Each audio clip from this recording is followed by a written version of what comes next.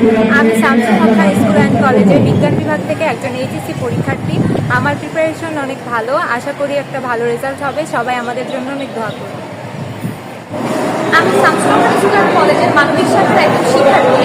আমি এই বছর 2025 সালে এইচএসসি পরীক্ষা দিব। আশা করছি এসএসসি পরীক্ষা আমাদের যেরকম ভালো একটা ফলাফল এসেছে, এইচএসসিতেও এরকম ভালো একটা ফলাফল আসবে।